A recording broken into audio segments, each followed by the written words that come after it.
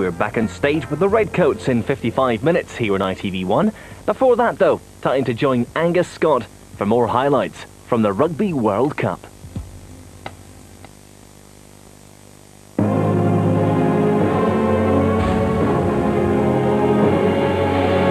The Rugby World Cup on ITV, sponsored by Travelex, the world's foreign exchange company.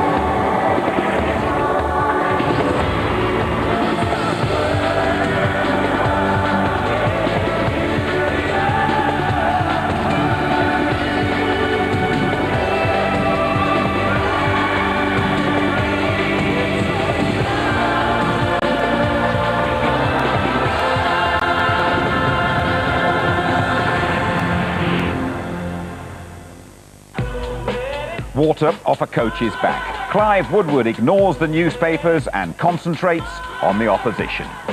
They're a scary team. I've seen them live. When you watch individuals got outstanding players today, they're certainly going to check the ball all around the place, and we've got to be up to our best defensively. We've the very latest from the England camp, plus a rare audience with the All Blacks.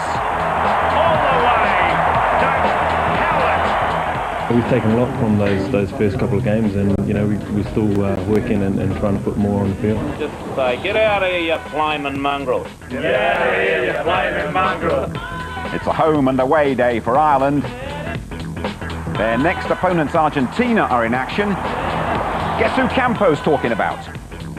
You can talk yourself up, but until you actually win something, talk is very challenging. And we look back at some of Scotland's classic World Cup encounters. Over, a great try for the Scots.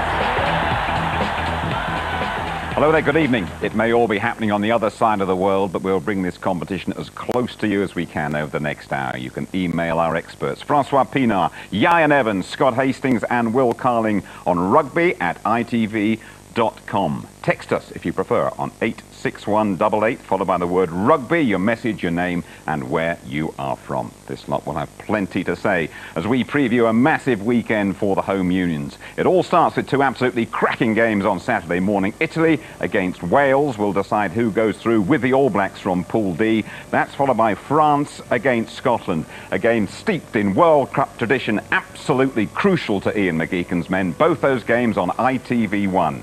Then Sunday morning, Ireland facing their stiffest challenge of the tournament so far when they take on Argentina, and that's followed on ITV1 by England against Samoa. We can get some news now from the England camp, where Clive Woodward seems to have been under fire from just about everyone, from journalists to coaches to TV pundits in Australia. Well, Clive popped his head above the parapet today to name 7 changes and 1 tactical switch in his lineup for Sunday's game. Our reporter Chris Morn is with the squad in Melbourne. The storm clouds have hovered over Melbourne. The city's trams carve their way through the rain, but even in the wet, England appear buoyant and ready. Wasps teammates Joe Worsley and Stuart Abbott, the 25-year-old South African-born centre, had a spring in their steps. Both will start against Samoa. For Abbott, it's a swift rise to prominence after making his international debut as recently as August. Obviously, I'm just going out to play, as I said, to the best of my ability, but I'm going to stick to the game plan, and obviously I've got big boots to fill. Will Greenwood, he's been outstanding in the first 2 games, so I'm just looking to hopefully do the jersey justice. Once he was picked in the 30, we've had to have the total confidence that we're going to play him, and I have. And with Will being unfortunately away with his wife back in England, Abbott was always going to start in this game. I think when I was choosing the 30, when I was looking at players not being available for whatever reason, to see Abbott playing between Wilkinson and Tyndall just looked right to me. He's a fantastic footballer, very, very good player, very bright, and I've got no doubts he'll go very, very well. After the fierce physical contest with the Springboks, Woodward has rested his first choice front row. Meanwhile, Lawrence Delalio is clear to play. The citing commissioner dismissed a Springbok complaint against the England number 8. Well, I spoke to Rudolf Strali, the South African coach, straight after the game, and he didn't see any problem with that. Obviously they lodged a complaint, but as far as the citing commissioner is concerned, he seems to think there's nothing wrong, and we can put that behind us now and focus on the Samoa game. England's performance against South Africa in Perth did expose some room for improvement. But this kind of response from the Australian media, is that all you've got, will only serve to inspire Woodward and his players. It's somebody's opinion. Everybody's got an opinion. Doesn't mean to say it's right. But, as I say, we'll concentrate on what we do best, and that's playing games, and just leave them to do all the talking in the media. And after watching the Samoans overpower Georgia to take pole position in Pool C, England won't ease up. They're a scary team. I've seen them live. When you watch individually, got outstanding players. They're certainly going to check the ball all around the place, and we've got to be up to our best defensively. We're the only team yet to concede a try, and that'll be the goal going into this game. I'll tell you that. We talk about England's attacking game, but our number one priority will be trying to concede no tries against the Samoans, and that's going to take all 15 players to defend even better than they did against South Africa.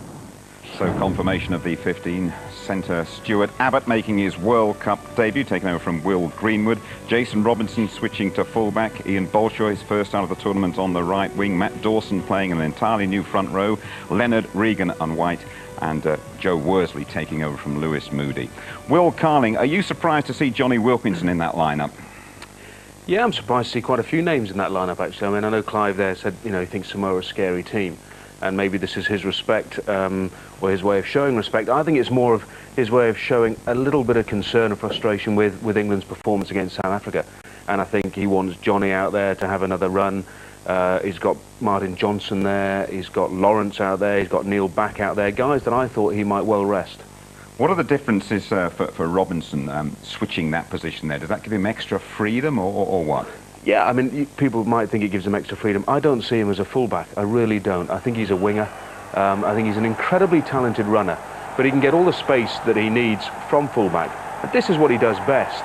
But at fullback, I think, he might well get more freedom, but he can be more vulnerable as well, which what I find more worrying from his point of view. And I think Robinson and the inclusion of Bolshaw on the wing might be more of a reflection on Josh Lucy's performance than anything else.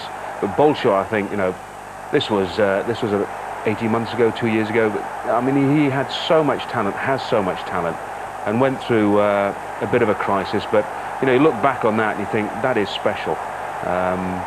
You can tell it was a long time ago. Look at that, Austin Healey had hair. But I think it's great to see him in there. But I do think Josh Lucy must be slightly concerned about his omission from this team. Okay, well, thank you very much indeed. We will get some more news now from down under, and crikey, it has been a very tough day for Martin Leslie and everyone in the Scotland camp.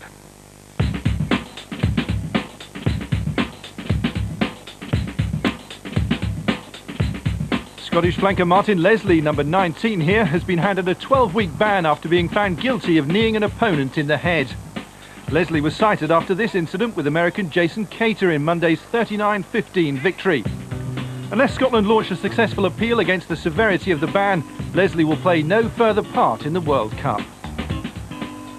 We're all disappointed. Martin's a very popular player, he's a great personality, and he's not a dirty player. Welsh fly half Stephen Jones is expected to be available for selection in Saturday's crucial match against Italy after suffering a dead leg and sitting out a midweek training session. But he may not get into the starting lineup, with Kerry Sweeney tipped to win the number 10 jersey. Italy coach John Cohen has selection problems ahead of the match. The Italians will be without wing Mirko Bergamasco, who has a broken cheekbone. And perhaps more significantly, they'll be without the line-out skills of Marco Bortolami. Bortolami has a dislocated collarbone. Finally, England may be many people's favourites to win the World Cup, but their top stars have failed to impress the International Rugby Players Association. Only Johnny Wilkinson is on the association's shortlist for Player of the Year to be named next month. He's up against 4 All Blacks. Joe Rukasloco is probably the favourite to win that award. Ian McGeechan saying Leslie is not a dirty player. Have you got any sympathy for his predicament? I don't really. I think it's unacceptable. It doesn't look that bad when you first see it, but I think it was the intent to put a knee into somebody's head, which was bad, and that's what's, you know, aggrieved the match commissioner and why he's got such a hefty ban. You'll see him coming in here, number 19, pulls the USA player Jason Cater, and you don't think much of it, but when you actually see it there, it's circled, he puts the head in. Again, doesn't look that bad, but when you see it from this particular angle coming up now, you know, he's got all the time in the world, he pulls his man over, and oh, it's that sort of nasty intent that just leaves a little bit of a sour taste in the mouth. Again, from this particular angle, watch Martin Leslie's face. He does the knee, he gets up, he then looks back to see what he's done. And I think this is what aggrieved the match commissioner when he looked at the tapes, and of course, Leslie then went in to the judicial proceedings and said, no, I didn't do it on purpose. And I think that's what really aggrieved and got him such a hefty ban of 90 days. If we look at what Lawrence Dallaglio, though, did at Ian, I mean, it's the consistency that everyone here seems to be upset about. We can have to get a word from the IRB about their official ruling and their official thinking on this. Yeah. But how lucky is Lawrence here?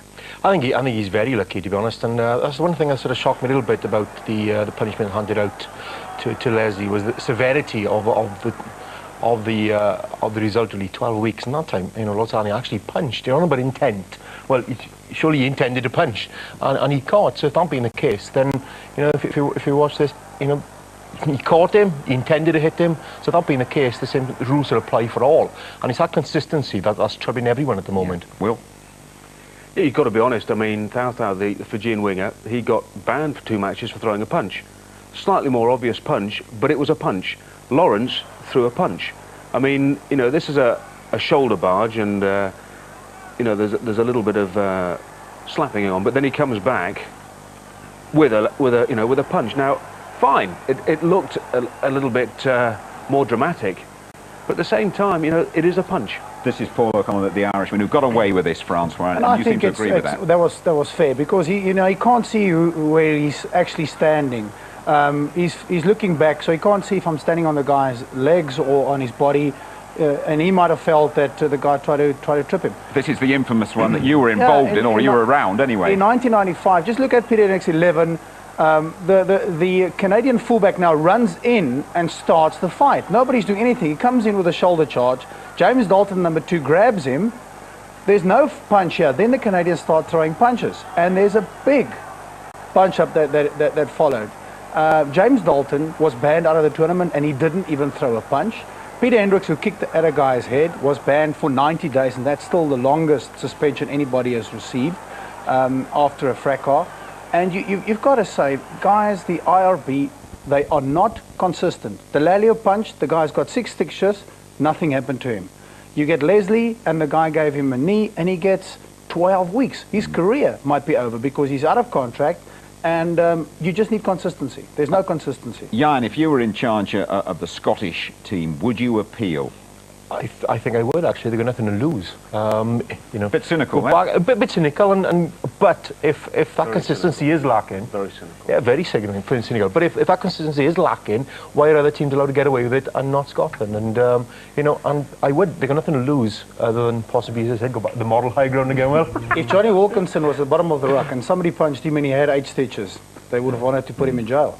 Last word from you, Scott. How big a blow is this to the Scots? This is massive. Andrew Moore, who was the #1 open side flanker, he had to go in and get an operation the other week. He's out the squad. Now we've lost Martin Lesley. That is now 2 open side flankers gone. So they're going to have to do some rejigging around in the back row as well.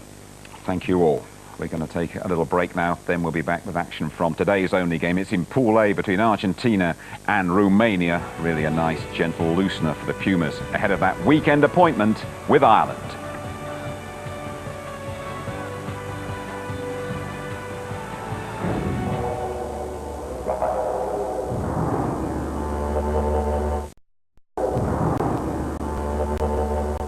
Now let's catch up on the only game played today at the Rugby World Cup. It was in Pool A between Argentina and Romania. The South Americans are Ireland's closest rivals. The 2 teams meet in Adelaide on Sunday. Argentina resting several key players as they launch into the first of 2 games in just 4 days. The commentators at the Aussie Stadium in Sydney are Jamie Salmon and Mark Robson. We're going to pick up the action in the first half, and there is no score.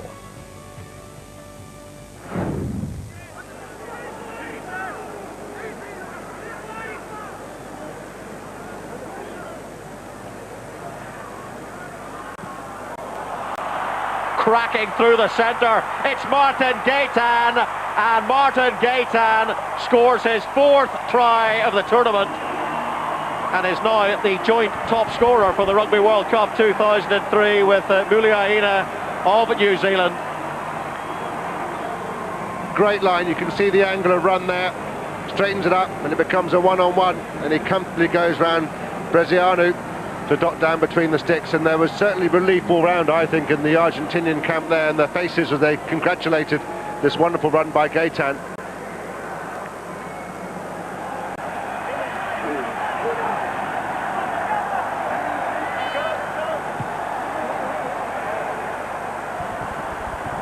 Serbu with the kick goes straight into touch, and it's not one of the better games we've seen in the Rugby World Cup so far.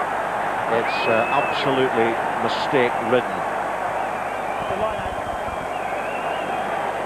Well, the Mexican wave was already going around this very healthy crowd at Aussie Stadium. The crowds here have been remarkable for some of the lesser games, if I can put it that way, and tonight's no exception. There's 30,000 here tonight. Contepomi is a big man, big drive. Tonicha with a tackle. And this is Sporlater, Pedro Sporlater, the 78th appearance for Argentina. Miranda to Miranda, the chip through for Hernandez to chase. Hernandez needs the bounce, and he gets it. And he scores Argentina's 2nd try. Well, that at last was well worked. To be fair to Juan Miranda, good vision to notice that. And he just gets it down before he's dragged away. Miranda. Oh, that's terrible. Venezuela.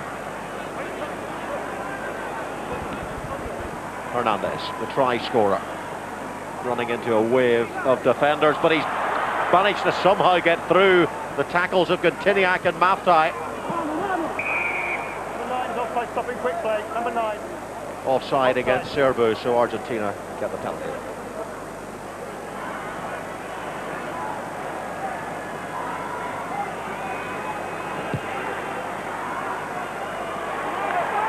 That's a good kick by Miranda.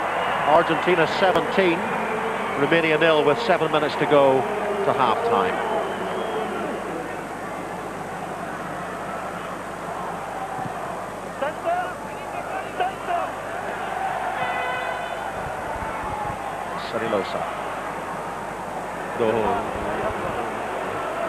He's tackled by... We can see it coming, can't we? Offside, number 4 and number 5 over here. Well, there's 2 players offside, though, for Romania.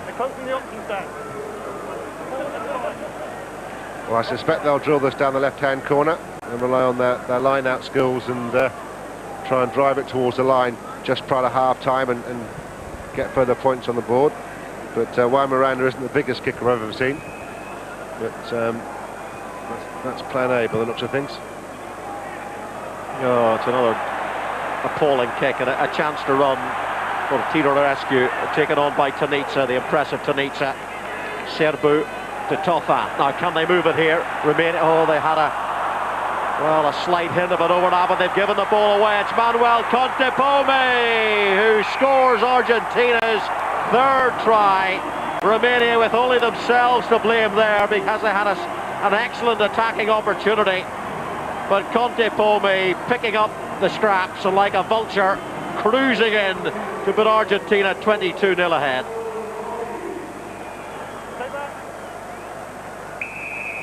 So can they lift themselves for the second 40 minutes, and can Argentina produce more impressive rugby to give themselves some confidence for this match against Ireland coming up in Adelaide at the weekend? Oh, the charge down straight away. The pick up by Miranda. And a try. Well, 30 seconds from the restart. The Romanians coming out looking to build some sort of momentum in the second half, and how they're going to recover or maintain any sort of composure now in the last 39.5 minutes, well, it's hard to tell. Tofan's kick was poor, but it was well followed up by Miranda, and Brezoianu could do nothing about it.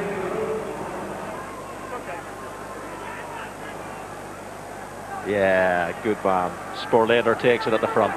Drive from Albacete. There's Ledesma. Better with ball in hand. It's Bouza. Good drive again. The right winger is joined. 2 metres short. Roncero, the loose head with the ball close to hand. But held up, says Chris White. 5 metre scrummage, which should be fascinating to see what happens here. The Romanians had all sorts of troubles in the tight.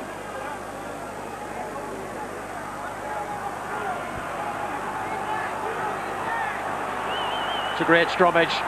It's Bouza.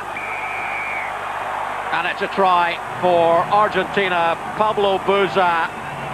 And that takes Argentina past 400 points in their World Cup history. And that's where Eddie O'Sullivan and the Irish boys will be slightly more concerned when they see the power of that Puma drive.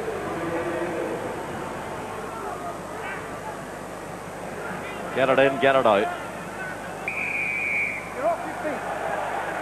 Albacetti was off his feet. It's taken quickly by Andre. Gets support inside from Mavrodin. Good player, Mavrodin. It's had a fine World Cup. And it's been difficult for these Romanians, mostly on the defensive. They've conceded over 20 tries in this tournament. Here's Tofan, keeps the ball available well. Andre gets the ball wide. Now it's Tudor-I. 2 penalties over here, second one holding off. Well, there were 2 infringements, says Chris White. So can Romania get points on the board here? I'd have put it bottom left in the corner. Their line-out's going really well, and try and be a bit more positive than this.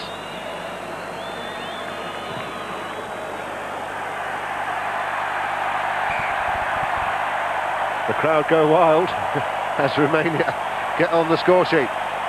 The bench don't, by the looks of that shot. Taken by Sporleder, Pedro Sporleder, who's been around a long time. Hands off. Again, that's 3 times in the last 5 minutes that they've put the hands on the ruck, Romania. Chris White must be thinking about a yellow card in from the side, just giving away penalties at will now. So, you know, Chris White, they've got to be consistent here. But here come Argentina, taking it quickly. The human breeze block. Scelso goes to ground. Here's the open side flanker now, Martin Durand. Miranda gets it out to Gaetan. Hernandez, Nunes Piasek. Nunes Piasek, what a beautiful dummy it was from him. And showing strength. Did he ground it though? They're going to have a look, but I suspect he was held up. Steve Walsh, the touch judge on that near side, certainly suggested that Chris White should have a look upstairs, as they call it, and that is not on the ground, under control, resting on his arm, I think. So I don't think this will be a try. It'll be a scrum 5, is my call.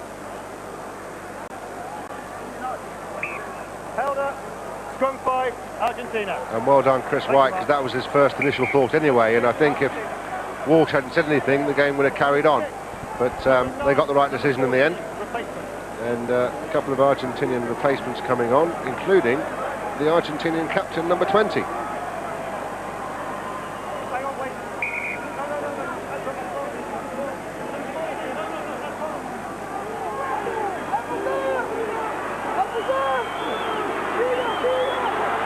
It's so powerful, that scrummage, so powerful. It's absolutely unstoppable. And Pablo Bouza gets his second try of the match. He also scored 2 tries against Namibia.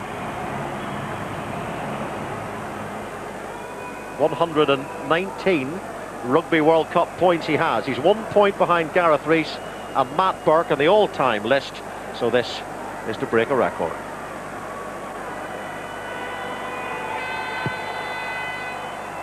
And he is such a wonderful kicker, Gonzalo Quesada. Pichot, armchair right for Pichot behind that scrummage, and coming into the line, it's Hernandez looking for his second try. Juan Hernandez in the corner. Another Puma try. Don't get too excited, lads. It's only Romania. Hey, but a backline move's worked. That's why they're so excited. On the short side, good move too.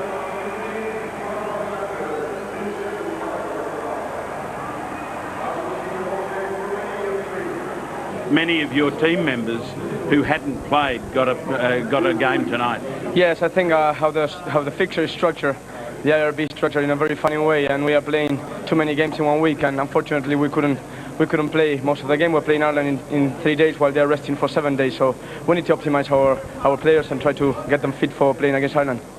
Probably a justifiable complaint from the Argentine skipper there. 4 in 16 days, his team are playing, Ireland playing 4 in 21. Argentina, Ireland though, really to decide probably who faces France in the quarterfinals and goes through with Australia. And the Ireland's Eddie O'Sullivan, the coach, has named the team, and he's obviously expecting a very, very physical battle up front against the Pumas. He has indeed. When you look at the makeup of the back row, that he's gone, instead of Gleeson, he's gone for Alan Quinlan on the flank as well, and obviously strong second row partnership, O'Connell and Kelly, particularly with the problems that Argentina have in the line-out area at the moment. They're going to compete there, and obviously the number 10 slot has been resolved. That battle between Ronan O'Gara and David Humphries has obviously gone Humphries' way. So, but a very physical team, and one I feel, particularly with the fact that Argentina haven't really played that well and haven't impressed me, and I fancy their chances in this World Cup, but they haven't really delivered the goods as yet. What about that fatigue factor? Well, 4 days, it's not an awful lot to prepare your side, really, and hence they've had to rotate their squad far more than some of the other teams, because 4 days isn't enough to prepare for a major international, particularly against a side with the quality of Ireland. Francois, how do you see that battle between the two packs? It's going to be a fearsome battle.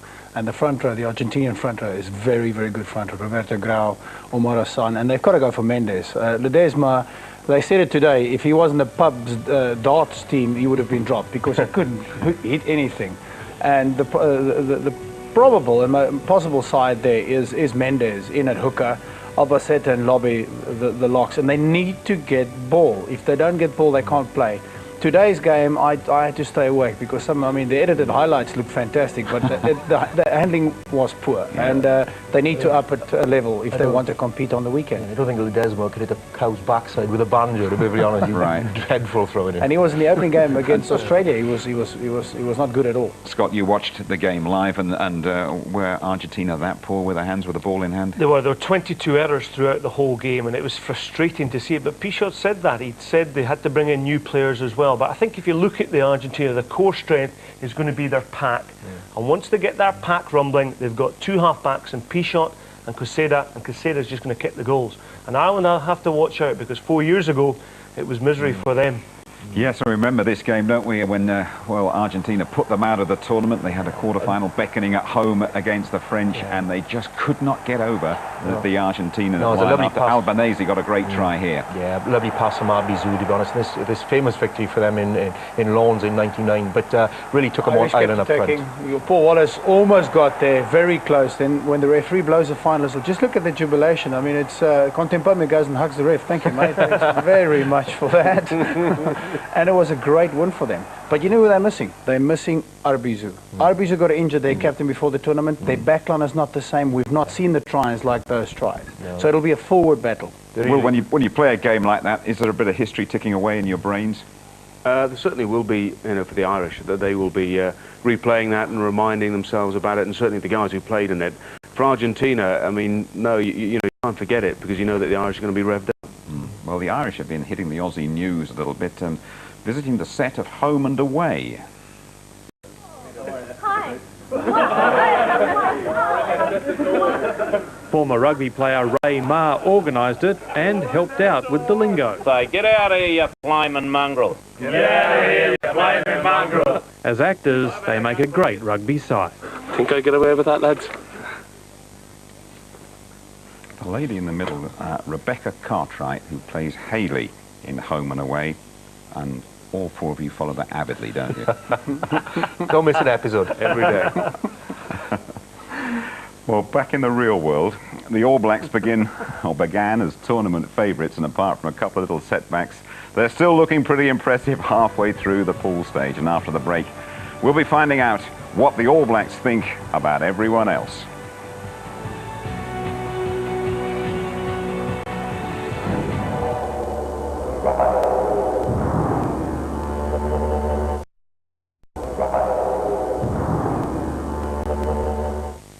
Now, there are a few few people under more pressure at this World Cup than the New Zealand coach John Mitchell. He's hardly topped the popularity polls after axing Christian Cullen and Andrew Mertens from his squad. Relations with the Kiwi media, they've become very strained as well. His players, though, fronted up for the cameras today. You know, we're not quite there yet. We're still working hard at what we're doing. You know, we've taken a lot from those first couple of games, and you know, we're still working and trying to put more on the field. We're really encouraged to train and rest and get ourselves prepared to play rugby at, you know, at a quality level. And because of that, you know, I'm not going into a game feeling drained. I'm feeling keen, and you know, I feel great being at this stage of my career and being involved in the side. I watched the English South African game, and you know, not much has changed since the Tri-Nations. They're still a tough unit, and you know, they really give it everything in the forward pack there, for sure. I think it's got away to a cracking start. To be honest, it's been entertaining, and I suppose there's been some one-sided games, but you can see in those games, and you know, from our point of view as well, that teams are looking really to prepare themselves for the tougher competition that's coming up. To tell you the truth, I haven't seen too much of the other teams. I mean, I see some of the highlights, but you know, the teams that we're playing are what I'm looking at in the near future. So as we progress, I'll start looking at the other teams. Even in the games where the score's a bit one-sided, you can see teams, you know, working at developing their game to progress further in the tournament, and it's just a little sort of mind games, I suppose, that go on inside each and every camp, and yeah, it's fascinating. A record for Justin Marshall, the All Blacks scrum half. He wins his 67th cap against Tonga on Friday. That makes him the All Blacks' most capped back.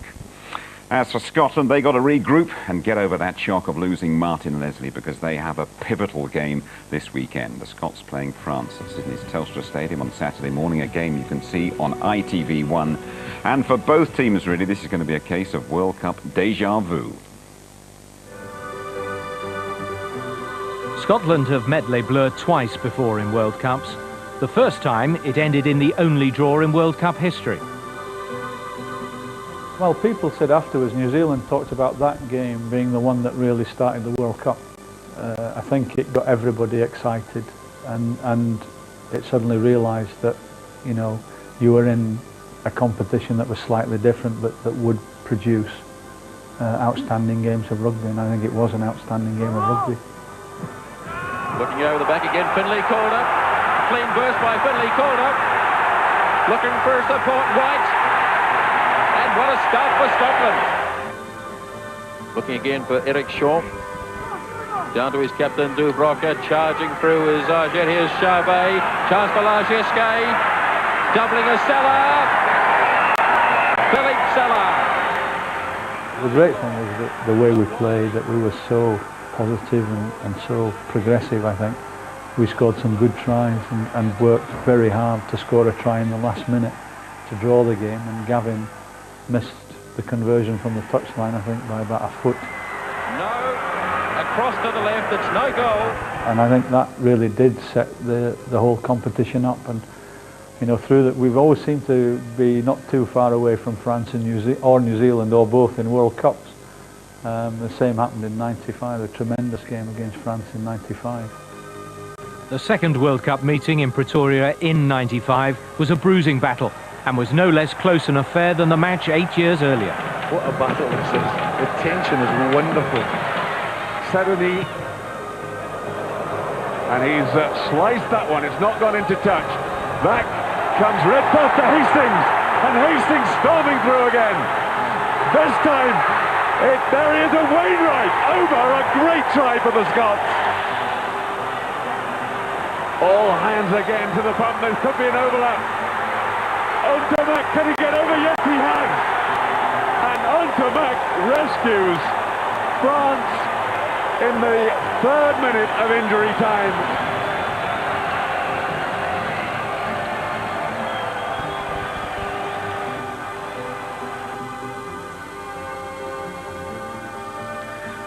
So then, Scott, 1 and 2 memories in there for you. And can you do them again? Can you beat the French? Do you think you don't beat them that often, do you?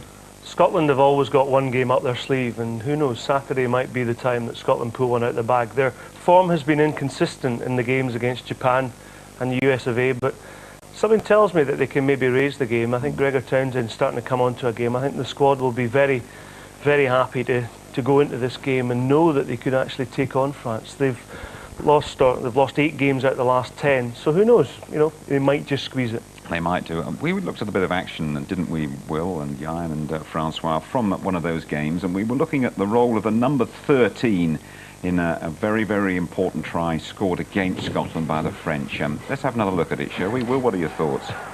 Well, I mean, I thought that the Scots would have done better to close this down, but you see from a different angle, there's a certain number 13 who lies far too deep in defence, and he's shuffling across, trying to get himself in position, and there, I mean, that's a shock. That is a shocking attempt at a tackle. You should have found the legs there, mate. Look at him, he's too deep here. What's his name? Hastings? Scott Hastings, is it? Was that 6 minutes into injury time to go into the semi-final of the Rugby World Cup? Yeah. I watched that frame by frame. I'm not going to get any sleep tonight. Thanks, Jim. You've had a few sleepless nights over it, haven't you, since, it's fair to say? I have, yeah. It was one of these, you know, hero to zero. Well, I was a zero there. You know, if I'd taken him out, we were through to an easier passage in the quarter-finals, but as a result, we met New Zealand, and of course, Mr. Lumo. You remember? I'm trying to forget. Did he have any chance of stopping him there, Jan, do you think, realistically? I think Intermac fancies his lively, chances. Yeah, he's a big lump and trying to stop it from 2 yards out. It'll be difficult to beat him. All right. We'll end your torture here, Scott. And by the way, I hope you get a good night's skip tonight. Let's have a look at the French team, shall we? Are the Scots likely to have any sleepless nights looking at this lineup, Francois? Well, they've picked Brusque again at fullback. I thought he was disappointing. I thought Potreneau was better when he played in the last game. And that's the A side. Michalak at number 10, Georges Marsh in the centre. The best back row a year ago, in my view, and they've not performed subsequently. And they need to have a big game. Harry Nordique, Manya and Benson, I just think they're a fantastic back row when they're working in unison. Do you agree, Jan, that of all the big guns that have gone there over to Australia, that the French team have perhaps impressed the most? When they're on fire, they certainly do. They're the most enterprising brand of rugby. They can play they can play it tight, and they can play it open. They use the full width of the pitch. The key guy for me in this opening couple of weeks has been Galtier, the 9. He brings a different element and a variety to his game as well. He passes off the toes, gives his backline a great opportunity to run onto the ball. What about the fellow outside him at 10? The French feel he's as good as Johnny Wilkinson, Michalak. Michalak, very, very talented boy. They've kept him very quiet, but he's got all the touches, all the class that you'd associate with a French number 10. Beautiful inside ball to la beat, and he shows a fine bit of skill there himself. But, you know, you'll see Michalak coming around, shooting the blind here, awareness, vision, and the arrogance and confidence just to go himself. Very, very talented player. Thank you. Well, he's got 50 points. He's the top scorer in the competition. He's definitely one to watch. And after the break, we're going to be calling in on Campo. Gabby Logan's been enjoying looking at the views around Sydney and listening to the views of David Campese. I just want to see a great game of rugby with the talent being used, and I think that's the ultimate in rugby.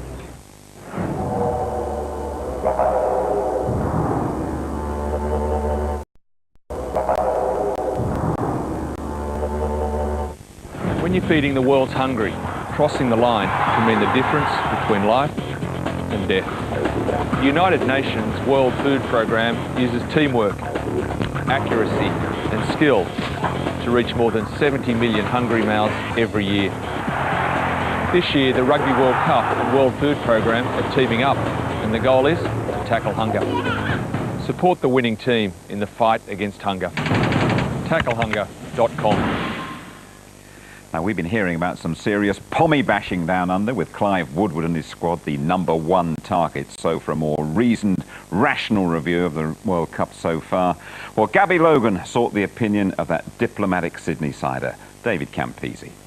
Campo, it seems to me this week and last week particularly, the Australian press just can't resist having a go at the English. There's always been rivalry between Australia and England, you know, going back in every sport, and this is just part of it. I think that the game was built up to be a great game, and I think it demonstrated that South Africa showed that England are beatable. If you go back a couple of months when they came out and beat Australia fairly convincingly in Melbourne, you know, England said, oh, we're this, we're that, you know, then the world rankings come out, we're #1. You can talk yourself up, but until you actually win something, talk is very cheap. On a positive, it's been incredible, the attendances that we've seen at some of the smaller games, you know, the games where you wouldn't expect to get 30, 40,000 filling. The other night at Scotland's game against the USA, 40,000 people there in that stadium in Brisbane. You are very good at turning out, aren't you, to events? Well, I think that people have got to realise about, as I mentioned before about Australia, like rugby is not known, so here's an opportunity for the other states to get involved. In Perth on last Saturday nights, and you know, there was the English and the South Africans. I don't think there was too many people from Perth there, but all the supporters who love rugby will come around. These other games on Saturday and Sunday night, Ireland, Namibia, like there was 39,000 people. Yeah. 5 years ago, you would never ever have got 39,000 people. So how are you getting them out? How are you getting them into the... Well, I think the availability of tickets, and I think this, you know, we're trying to publicise. Look, if you don't know much about rugby, just go and get a ticket and go and enjoy the moment. I know you said some lovely things about Scotland, Campo, this morning, and you're obviously rating their chances. A big game against France. Do you see an upset there? No. I'm actually pretty disappointed in Scotland the way they're playing. I mean, you are. France, I think it's are a side that no one's talked about. 12 months ago, I did say that they're going to be in the final with New Zealand, even though they are playing England on the way through. But as I mentioned, Philip Sellers said they're always good for one semi-final. 87 they beat us. 91 England beat them. 95 they almost beat South Africa in Durban in the mud. And 99 they made the final. So they're the only team that's really there all the time, and I expect them, I hope they go through because they've got great style of rugby. I just want to see a great game of rugby with the talent being used, and I think that's the ultimate in rugby. He gives the Scots no chance. They're going to be a tough nut to crack, France, without doubt. They've started the tournament well, they look polished, they're great attackers, they're comfortable on the ball. Scotland can do it, maybe. And England, is that all you've got? You ain't won nothing yet? I don't understand where this idea that England are unbeatable comes from. You're sort of saying, you know, it's this huge revelation, England are beatable. Of course they are, any side's beatable. So I just think it shows that the Australians are worried.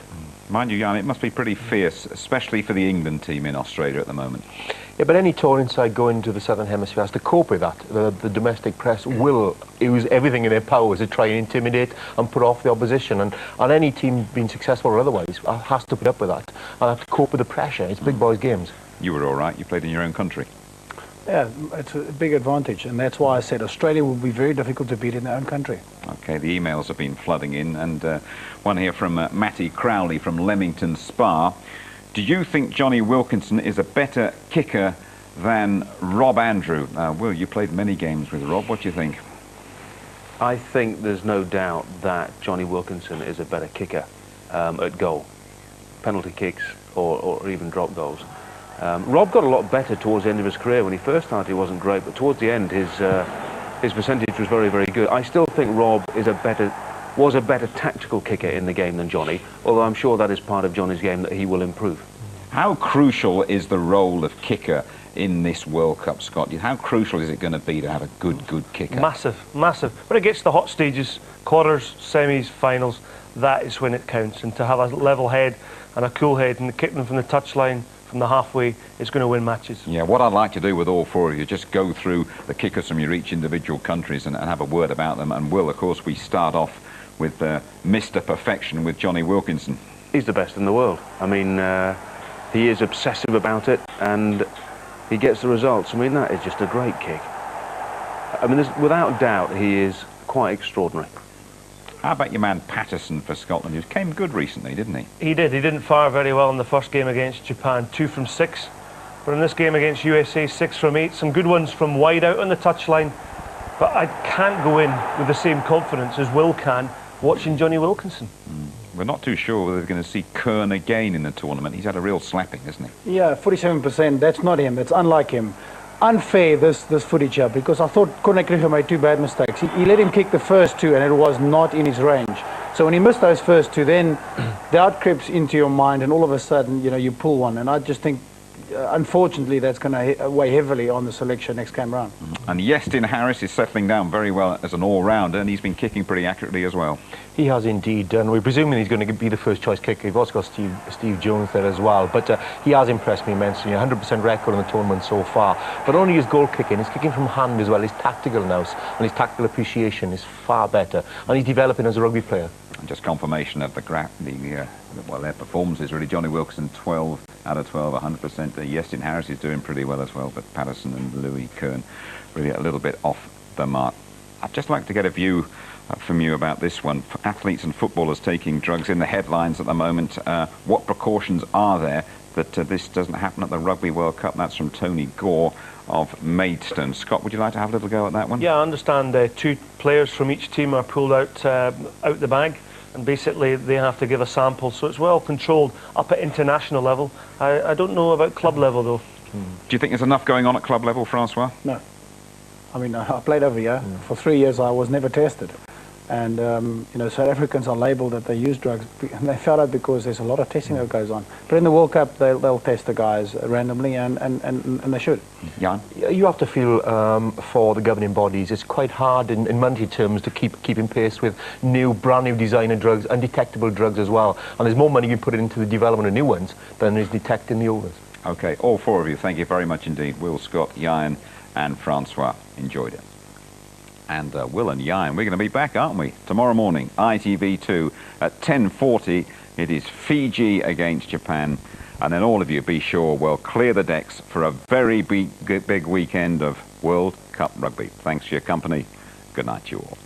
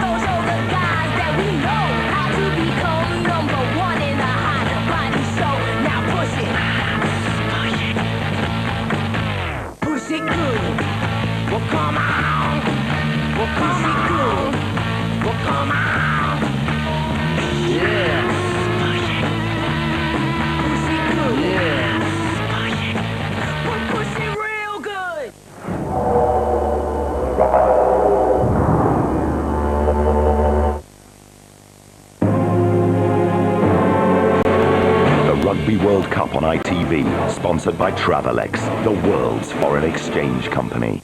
For tournament news, live audio and video highlights, visit itv.com/RWC, sponsored by Travelex.